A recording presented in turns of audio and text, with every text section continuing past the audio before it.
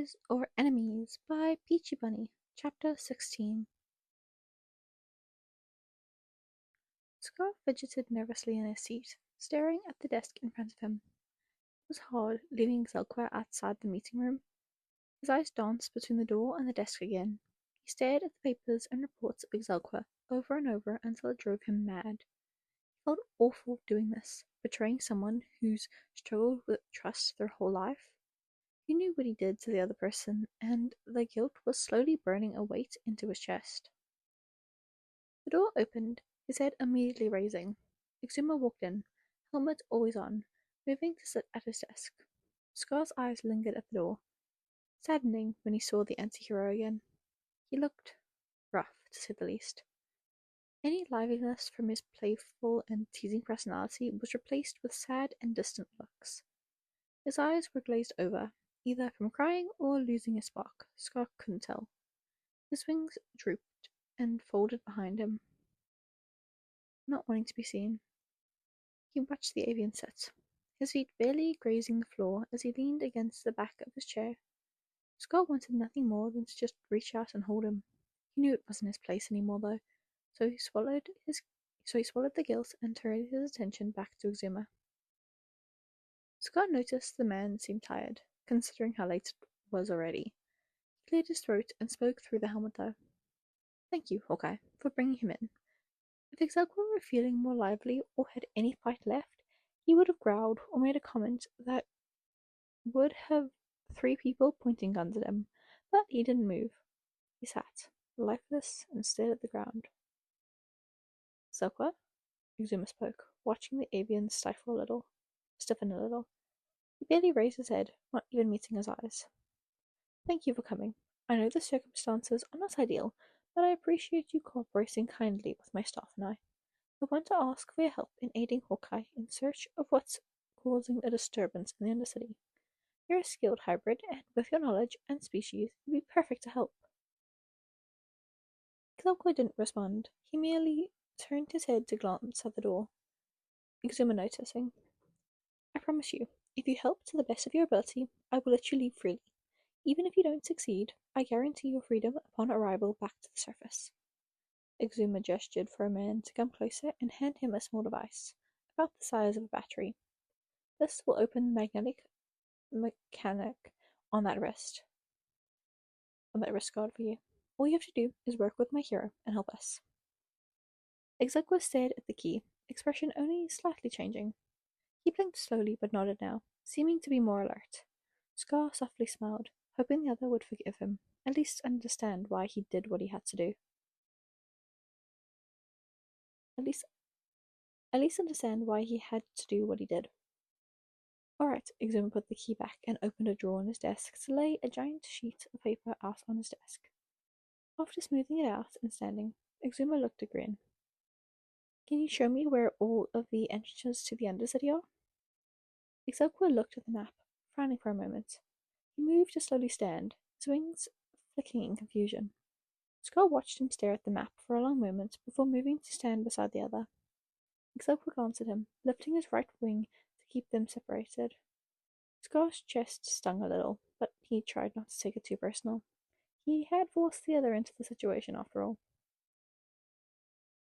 Exelqua's hands hovered over a few spots, seemingly making circles. Scar noticed the confused expression and looked at the map as well. Exelqua then set his hands down and began to pull the map, confusing them both. He twisted it so it was flipped right side up for him, his fingers following the roads and streets easily. He examined a few blocks and lines before his fingers finally landed on a square. "Here," he said finally, his voice small and raw from screaming. No one else might have noticed, but Scar sure did. The blonde then continued, fingers moving quickly, as Exuma marked the spots with a marker. "Here, here," Exelqua repeated quietly, his face scrunching in confusion before he frowned. "That's the only ones I know," he admitted, taking a step back from the desk to place his hands in front of him. Exuma looked at the 6 locations Exelqua had given him, his voice changing to a much softer and soothing tone. "Which one is the safest option to enter, though?" Exuma asked, lifting his hands to let the avian have free rein of the map once again. Exogwa thought for a moment, rubbing his neck. Uh, I don't know, he answered honestly. Scar nodded, remembering the other had mentioned not going to the Undercity in years. Scar was amazed he still remembered the entrances so easily. That's all right, but this is more than what we knew from the beginning. Exuma seemed to be being very nice to Exogwa, something Scar surprisingly didn't expect. Do you have any ideas which are the least discreet? He asked. Exogwa shrugged, gesturing before landing on a square across town.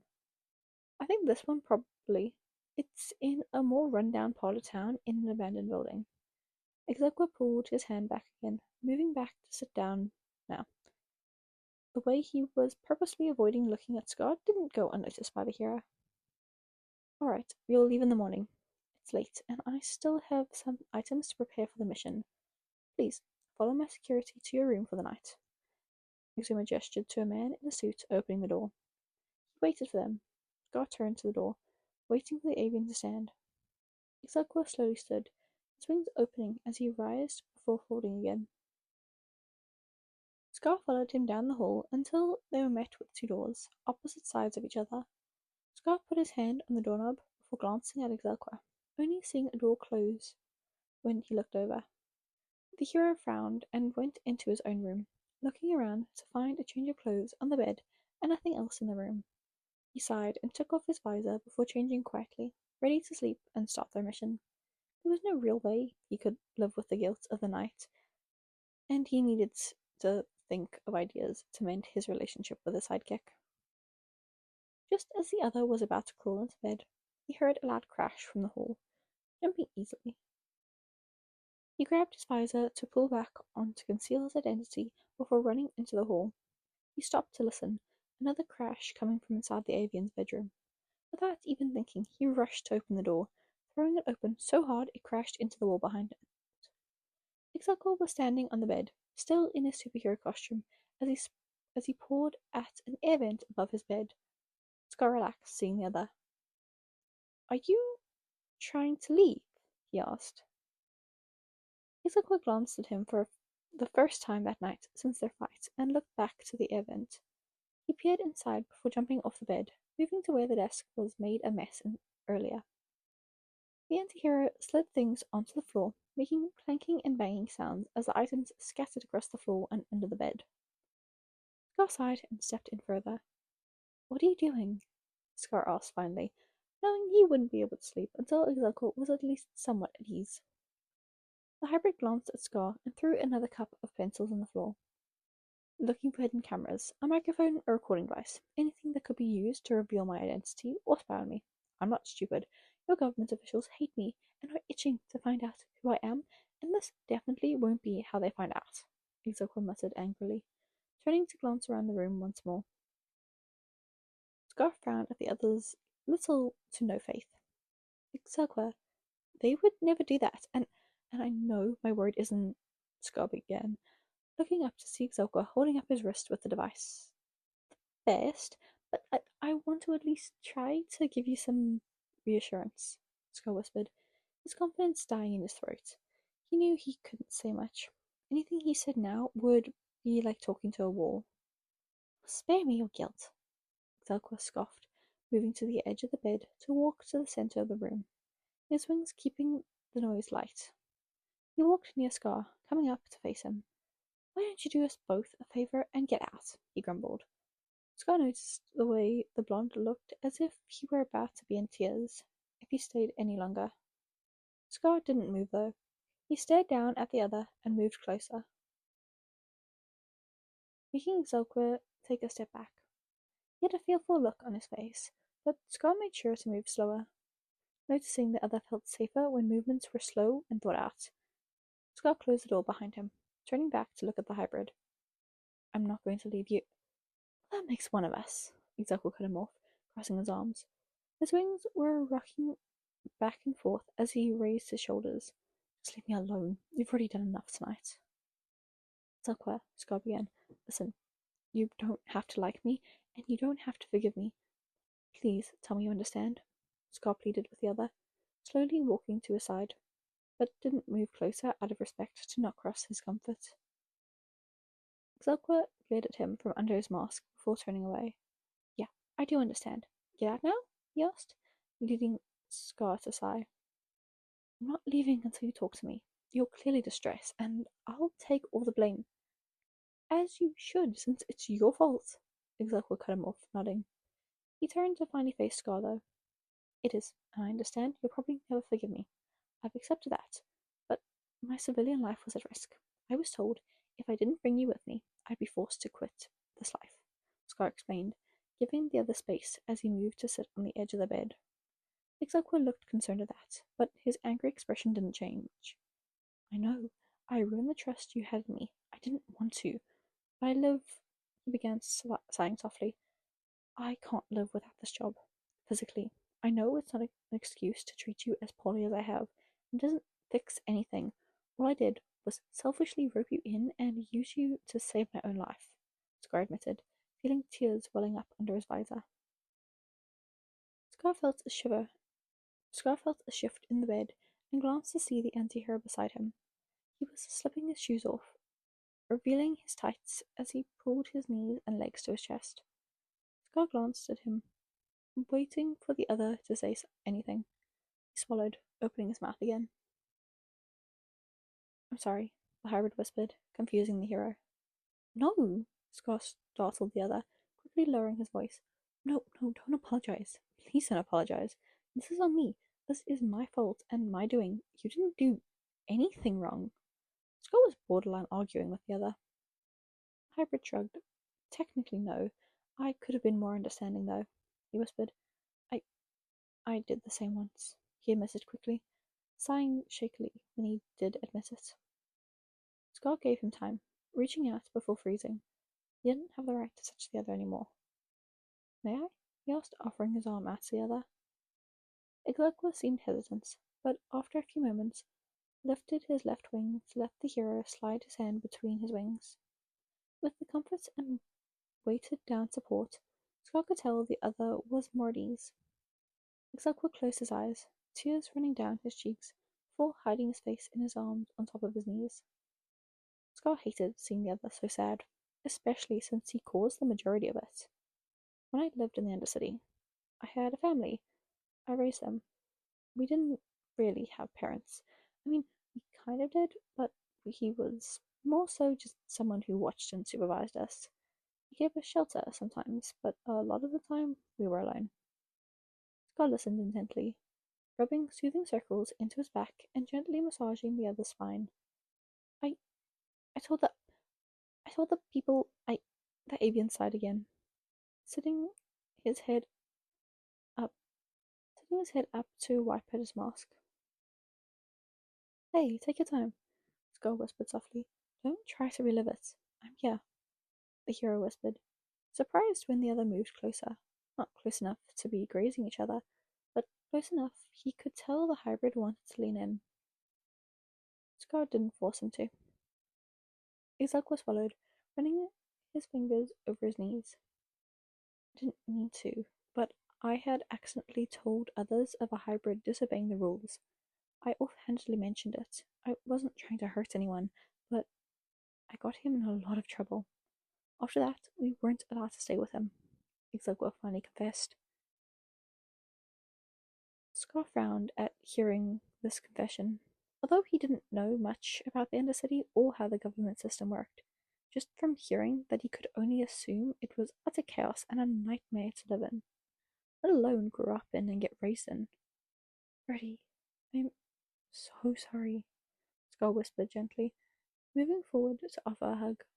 He felt a lot of his guilt die in his chest when the other reciprocated this hug. I thought we agreed that nickname wouldn't stick, the other whispered, leading Scar to burst into a fit of giggles. How he missed his friend. He pulled back, and Exoqua was wearing a slight smile. I think you agreed. I remember very clearly disagreeing, and then telling you I like the nickname. Scar nodded, not letting Exoqua go quite yet. He enjoyed holding the other. He enjoyed holding all of his friends. Exoqua rolled his eyes and glanced away before clearing his throat. Anyway, I was rewarded after I accidentally revealed things. I was given food and things to help my siblings, and it wasn't a lot. But after I had been rewarded, I immediately left. Within days, I had us running and never looking back. I had the chance to get my family out, and I took it. I never wanted to go back for that reason, but Exelqua began looking at Scar. Scar felt guilty again, but Exelqua's smile eased a lot of the pain. At least this time you'll be with me, so you better not do anything stupid, Exelqua muttered with a small sob. I promise. I'll try my best, Scar whispered, nodding enthusiastically. Exelqua rolled his eyes and looked away. Will you at least keep this promise? Exelqua muttered. Scar winced, his hand lightening up from the other's spine. He He perked up when Exequa leaned back into it, allowing himself to continue stroking the spine. I'll try, Scar mumbled, looking at Exequa's wings for a moment. Don't even think about it, the antihero muttered, lifting his wing higher in the room, away from Scar's reach. I may allow you to touch me in a comforting way, but I still very much am angry about your broken trust. Exequa clarified. I understand what you had to do and the guilt you feel. I understand you had no other choice, but that doesn't mean I'm just going to be fine with it, Exelqua clarified, before stretching both his wings and back up, lowering them back down. Scar withdrew his hand, watching the sidekick turn to lay on his stomach, stretching out on the bed. I know, Scar whispered, watching the other carefully, and I respect that wholeheartedly. The only thing I can really ask of you is your understanding. I know I don't have a right to ask for your forgiveness or kindness after what I've done, Scar expressed, realizing he could easily tell the other was getting tired. He leaned over to move closer on the bed, reaching out to rub the other's spine again. He gently pushed the muscles and rubbed at his neck, noticing the other had closed his eyes. When he had no idea, but the avian looked so peaceful and at ease like this. He'd never seen the other sleep, but it was a new experience. Just when Scar thought he knew more about the avian, he watched his pink and black wings fade and bleed into bright, vibrant colors. Vibrant reds, blue, and yellows appeared over Scar's lap as he stopped his hand. He had no idea avians could change the color of their wings, or anything of the sort. The color pattern represented that of a parrot. He couldn't get over the vibrant, bright colors, eyes transfixed. He looked up and noticed the little ears against the blonde's head were in the same shade, vibrant and limp as he assumed the hybrid slept. Perhaps it was some sort of cloaking or camouflage he used to keep his wings hidden while conscious? Scar had so many questions. He could wait, though. He moved to slowly and quietly stand up, trying not to wake the other. He quietly pulled the blanket up to pull it up to Exelqua's shoulders, tucking his sidekick in. After the long wreck of a day Scar put him through, the least he could do was let the other sleep, finally. He turned the light off and left the room, quietly closing the door behind him after taking one final glance at the sleeping avian. He walked to his own room, closing his door before walking to his bed. He yawned and turned off the light so he could lay in his own bed. He closed his eyes, pulling his visor off to drop it somewhere on the floor. He laid face down, recalling the events of the day. Some things were going better than others.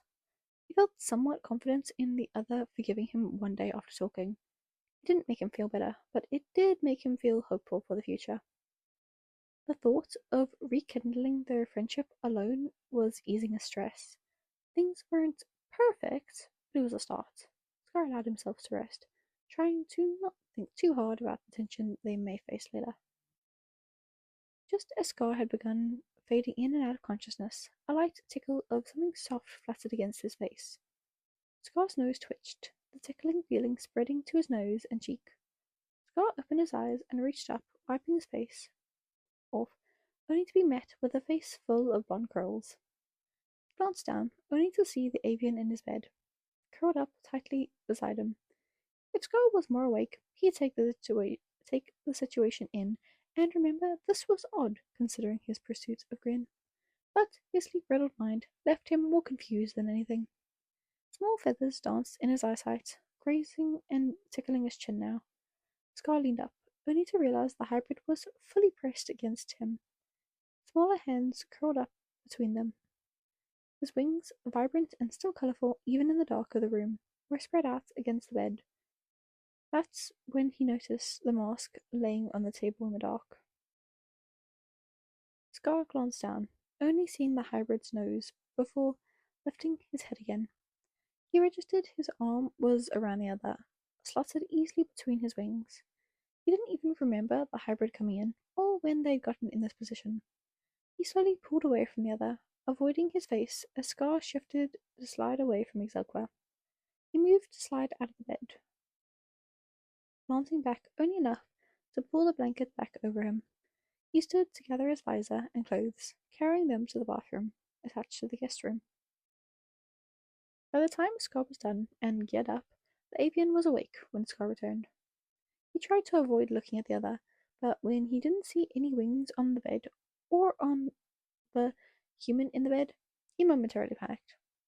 Then he saw them, those same scars along his back. He gasped, dropping his sleepwear that made a quiet sound as fabric hit the ground. The blonde on the bed turned, his mask now on. Exequa seemed confused, but Scar was horrified. He'd only ever seen those scars on one person. Scars that would make perfect spaces for wings to be under. Those scars, Scar whispered, the words leaving his voice without consent. The avian glanced over his shoulder at them, his costume suit revealing the skin. He seemed embarrassed, moving to stand to face Scar so his back was turned away from the other. Ah, the blonde began. Scar could tell the other was nervous, but trying to remain calm. All Scar was thinking about was Grin. His grin with those same scars in the same spots on his back. Yes, some avians can fold them inside of ourselves? The avian asked. I'm not sure how, but it's just more acceptable to hide them sometimes. Scar wasn't at ease at all. In fact, if anything, he was anxious to figure out what Grin was. Of course, he'd never judged the other, but it would make perfect sense as to why Grin was always so nervous about hybrid topics. Screamed in his face about never being able to understand it. It was also why Grin liked his back to be rubbed. When Scar thought about it, Grin and Exelqua had a couple of similar behaviors. Their personalities were entirely different, but the behaviors would explain if Grin were also somehow an avian hybrid. The thoughts racing through Scar's mind were going absolutely wild. Uh, hello? Earth to Hotshot? Are you just going to sit there and stare at me? Exelqua asked, crossing his arms. Upon further notice, Scar also noticed the anti-hero's head wings were gone. Exelqua groaned and rolled his eyes, turning away from the other. Those same nasty scars twisting the knife in Scar's already anxious growing gut.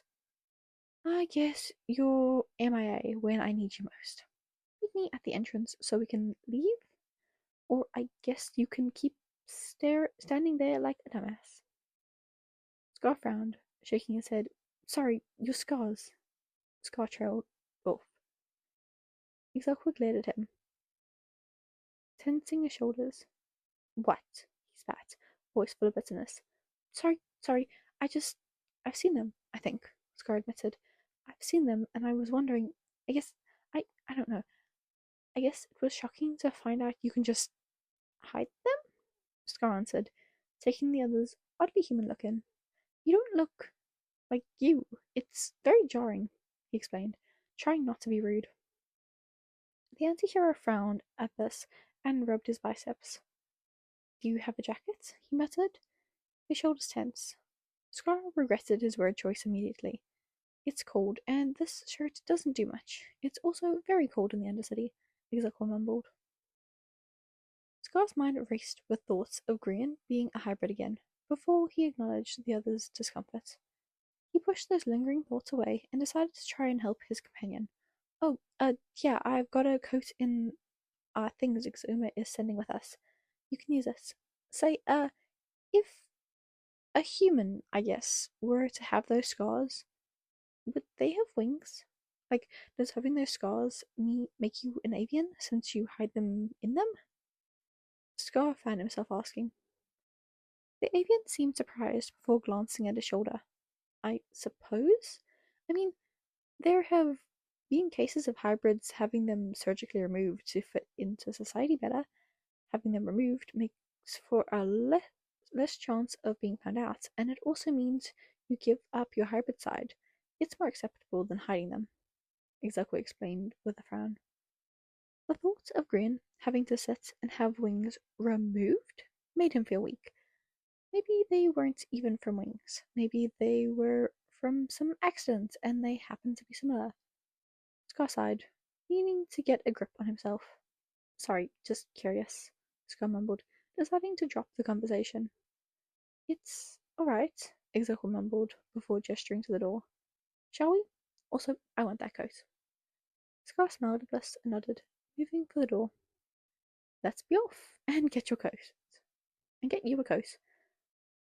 Oh, I'm so distracted now. But I fully thought there was going to be a real reveal there.